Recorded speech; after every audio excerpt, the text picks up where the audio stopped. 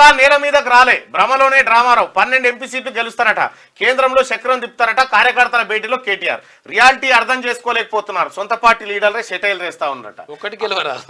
అధికారంలో ఉండగా ప్రజలకు సేవ చేయాలనే సోయి లేకుండా పనిచేశారు రాజరికం పోకడలతో ధనార్జన ధ్యేయంగా పరిపాలన సాగించారు ఆఖరికి అధికారం కోల్పోయినా ఇంకా రియాలిటీలోకి రావడం లేదు తండ్రి కొడుకులు కేసీఆర్ లో ఇంకా అహంకారం తగ్గలేదు కేటీఆర్ అయితే ఇంకా నేల మీదకు రాలేదు భువనగిరి ఎంపీగా క్యామ మల్లేష్ ను గెలిపించాలంటూ శుక్రవారం ఇబ్రాహీంపట్నంలో కార్యకర్తలతో సమావేశం నిర్వహించారు ఈ సందర్భంగా కేటీఆర్ తన ఆశలు ఆలోచనలు వివరించారు అవి విని కార్యకర్తలు కళ్ళు బైర్లు గమ్మినంత పనైంది లోక్సభ ఎన్నికల తర్వాత ఏమైనా జరగవచ్చని కేంద్రంలో అటు కాంగ్రెస్ కూటమి అధికారంలోకి వచ్చినా రావచ్చు పోయినా పోవచ్చు అనేది ఇప్పుడు ఈయన బాధ ఎట్లుందంటే ఈయన గెలిచేది లేదు సచ్చేది లేదు అంతే ఇక టీఆర్ఎస్ పార్టీ పని అయిపోయింది 12 గెలుస్తాను ఢిల్లీలో చక్రం తిప్పుతాట సారు కారు 16 పోయింది ఇప్పుడు 12కి వచ్చింది